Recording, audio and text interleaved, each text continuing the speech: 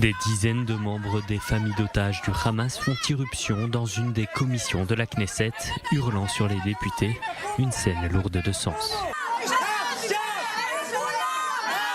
Ils scandent des slogans affirmant qu'ils sont oubliés des membres du gouvernement et demandent l'arrêt de l'aide humanitaire à Gaza ainsi que des négociations avec le Hamas pour le retour de leurs proches. Durant la journée, le Premier ministre Benjamin Netanyahou a rencontré des représentants des familles d'otages. Au cours de cette rencontre, il a affirmé qu'il faisait tout ce qui était en son pouvoir pour les ramener. Durant les dernières semaines, les rumeurs se sont multipliées concernant des propositions d'accord par le Qatar, le Hamas ou encore Israël pour un échange d'otages. Le Premier ministre a insisté sur le fait que les différentes publications concernant un accord étaient fausses. Il a néanmoins affirmé qu'Israël est à l'initiative d'une proposition sans donner de détails. Pour autant, le gouvernement d'unité nationale n'est pas aligné sur la position à prendre sur ces questions.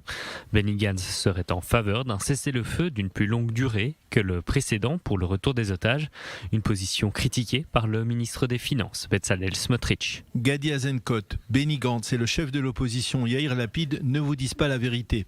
Ils vous trompent, vous et l'ensemble du public. L'affirmation selon laquelle il est possible aujourd'hui de libérer des otages et de revenir après un mois ou deux pour combattre et éliminer le Hamas relève de la science-fiction. Ce lundi, le cabinet de guerre se retrouve justement pour aborder la question des otages. Une proposition israélienne aurait été transmise au Hamas par le Qatar, selon la chaîne publique israélienne Cannes.